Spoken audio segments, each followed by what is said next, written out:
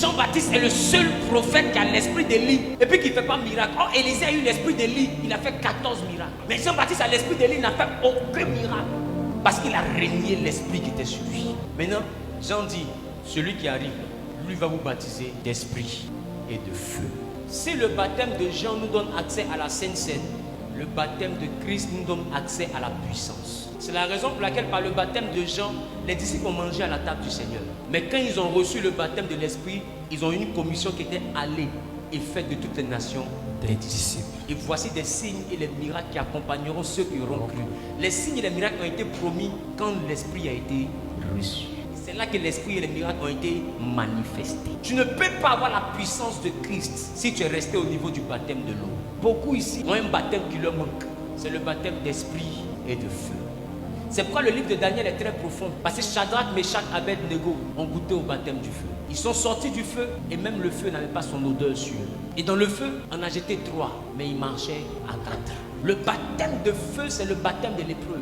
Quand l'esprit descend sur toi, ce qui se manifeste, c'est l'épreuve.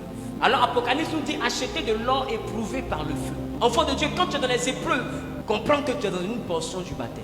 Mais pas le baptême de Jean, le baptême de Christ. Alors la Bible dit, vous avez revêtu Christ. Quand tu revêts Christ, tu portes l'odeur de Christ. Jacob sent l'odeur d'Ésaü. Et Isaac dit, c'est la voix de Jacob.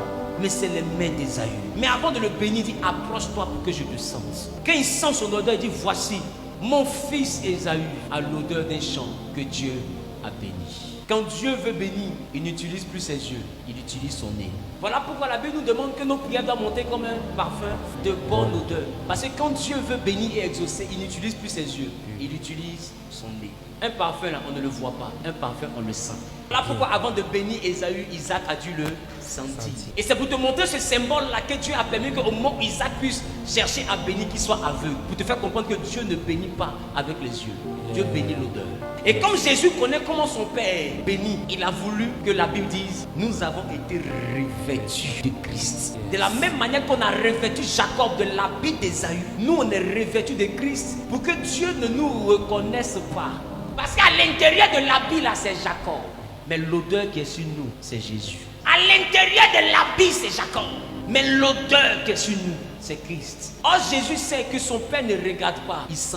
Alors il nous a revêtus. Yes. Pourquoi au moment de nous bénir, quand il fait comme ça, il dit oui, l'odeur de mon fils. Il dit Ésaü, l'odeur de mon fils a l'odeur d'un champ que l'Éternel a béni.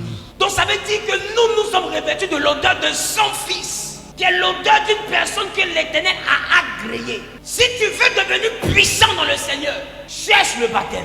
Et c'est à cause du baptême que quand on devient chrétien, quand on sort par les eaux de Jean-Baptiste, on souffre. Si toi tu es chrétien, que dans ta vie il n'y a pas un volet souffrance, tu n'es pas chrétien. Si tu es un mercenaire, tu es un envoyé de Lucifer pour venir détruire l'église de Christ. Toute personne qui est passée par le baptême de Jean rentre dans le feu de l'épreuve.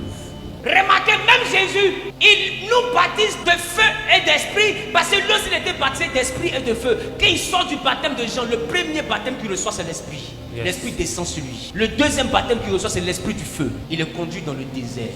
Or dans le désert, il fait chaud. Et quand il réussit le test de la chaleur du désert, souvenez-vous, au temps de Moïse, ils n'ont pas vu de chaleur parce qu'il y avait le nuage qui les couvrait. Mais au temps de Jésus, il n'y avait eu aucun nuage parce qu'il devait traverser le feu. Il a fait 40 jours dans cette chaleur. Et quand il a fini ça, c'est là qu'il a commencé sa mission. Yes. Et les miracles ont commencé. Tu ne peux pas commencer à voir la gloire de Dieu dès le début de ta vie chrétienne. Quand tu décides de devenir chrétien, commence à te forger un moral. C'est vrai que Dieu bénit, mais les gars, il ne bénit pas sans épreuve. S'il y a des pasteurs qui vous prêchent le contraire, ils cherchent leur argent. Et ce que j'ai remarqué, c'est que de nos jours, la prédication de l'épreuve n'est plus prêchée. Ça veut que tous les chrétiens s'attendent à la facilité. Donc ne comprennent pas la difficulté. J'ai fait tout, mais je ne reçois rien. Tout est Dieu autour de moi. Tout est Dieu autour de toi. Pas parce que tu es maudit, parce que tu es en train d'être baptisé. Ils ont été baptisés dans la mer. Toi, tu es en train d'être baptisé dans le feu. Voilà pourquoi Jésus dit, celui qui veut me suivre, qui porte sa croix et me suive. C'est ça le baptême du feu. Le baptême de la croix. Le baptême de l'esprit, c'est ce que vous savez. Recevoir le Saint-Esprit. Mais là encore, beaucoup ici ne sont pas baptisés. Et je veux choquer quelqu'un. Parler en langue, c'est un don, mais ce n'est pas le baptême. Dieu peut te donner ses dons sans que tu ne sois baptisé. Quand ils étaient baptisés, ils étaient remplis du Saint-Esprit. Saint-Esprit. Tu peux parler en langue, mais tu n'es pas rempli du Saint-Esprit. Être rempli du Saint-Esprit, ce n'est pas seulement parler en langue. Celui qui est rempli du Saint-Esprit, même dans sa parole, l'Esprit de Dieu se dégage. Quand il dit une chose, la chose arrive. Celui qui est rempli du Saint-Esprit, ses paroles ont plus de force que ses mains. Ses paroles ont plus de force que ses pieds. Ses paroles ont plus de force que ses relations. Ce qu'il dit est tranchant. C'est pourquoi un homme qui se consacre et qui prie beaucoup fait attention à sa langue. Quand tu es rempli du Saint-Esprit et que tu as le baptême de l'Esprit, la mort et la vie sont au pouvoir de ta langue. Ce que tu dis là arrive. Beaucoup on manifeste les dons, ils ont des sons, ils ont des visions, mais ils ne sont pas remplis. Celui qui a le don peut voir, mais celui qui est rempli peut faire. C'est pourquoi on a beaucoup de prophètes qui voient, mais bizarrement ils se limitent à voir. Mais ils essaient de faire, ils n'arrivent pas. Ils essaient de défaire, ils n'arrivent pas. Parce que pour arriver à défaire ce que le diable a fait, il faut être revêtu d'une puissance. Pour arriver à voir, il faut avoir un don. Voilà pourquoi Jésus dit, vous recevrez une puissance. Il n'a pas dit vous recevrez des dons. Il dit le Saint-Esprit survenant sur vous, vous recevrez une puissance. Donc le Saint-Esprit nous rend puissants. Et les gens qui parlent en langue, mais tu te poses un démon devant lui, il ne peut pas le chasser. Il n'a aucune puissance. Or, tu ne peux pas avoir le baptême, être rempli du Saint-Esprit et ne pas pouvoir chasser un démon. C'est pas possible. Il y a des gens qui parlent en langue, mais tu regardes leur vie, tu es choqué. Tu ne peux pas être rempli du Saint-Esprit et puis il y a des milieux dans lesquels on te retrouve. Le Saint-Esprit te donne naturellement le dégoût de certains milieux. Tu ne peux pas être rempli du Saint-Esprit des caractères tu vas continuer à avoir. Le Saint-Esprit modèle ta manière de voir. Il dit vous recevrez une puissance. Cette puissance, ça transforme. Alors je reste convaincu dans cette salle, beaucoup sont passés par le baptême de Jean, mais peu sont passés par le baptême de l'Esprit. Et il y a des chrétiens qui sont complexés, je ne parle pas en langue, je veux le baptême du Saint-Esprit. Quand tu lui demandes c'est quoi, il dit parler en langue. Les gars, parler en langue, c'est pas le baptême, c'est un don de l'Esprit. Mais le baptême de l'Esprit, c'est être rempli du Saint-Esprit. Amen. Quand ils ont reçu le baptême de l'Esprit, ils étaient remplis du Saint-Esprit. Tellement remplis qu'ils étaient ivres. Des sorciers arrivent à prospérer dans ta vie parce que tu n'es pas rempli. Le diable arrive à dominer ta vie parce que tu n'es pas rempli. Aujourd'hui, beaucoup de chrétiens cherchent comment je vais faire pour me marier, mais personne ne se demande comment je vais faire pour être rempli. Or, ce que tu dois chercher à faire, c'est quoi? Être rempli du Saint-Esprit. Si tu es rempli du Saint-Esprit, la vie de Christ va se déporter dans ta vie. Ce que Jésus a fait, tu vas commencer à le faire. Yes. Mais si tu es rempli du Saint-Esprit, arrête d'envier les dons, envie la puissance. Les dons sont spectaculaires, mais la puissance est concrète. Aujourd'hui, il y a beaucoup de sensationnels dans l'œuvre de Dieu. Il y a beaucoup de Nollywood dans l'œuvre de Dieu. Mais le concret, c'est à cause du concret que beaucoup vont de prophète en prophète. Parce que celui qui a le Saint-Esprit est une bouche autorisée. Et la chose arrive. Parce que quand il parle, ce n'est pas lui qui a parlé, mais c'est le Saint-Esprit qui a parlé au travers de lui. Parce qu'il est rempli du Saint-Esprit. Il y a un signe qui montre que quelqu'un commence à être plein du Saint-Esprit. Il n'aime pas la foule. Celui qui est rempli du Saint-Esprit aime évoluer seul. Celui qui est rempli du Saint-Esprit aime des moments d'intimité. Celui qui est rempli du Saint-Esprit se sent plus à l'aise dans ces moments de solitude. Yes. Pourquoi? Parce qu'il n'est jamais seul.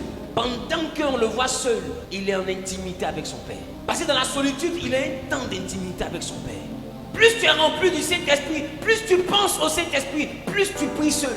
Jésus priait seul. Ses disciples l'accompagnaient, mais il les a laissés pour aller encore plus loin, pour se retrouver seul.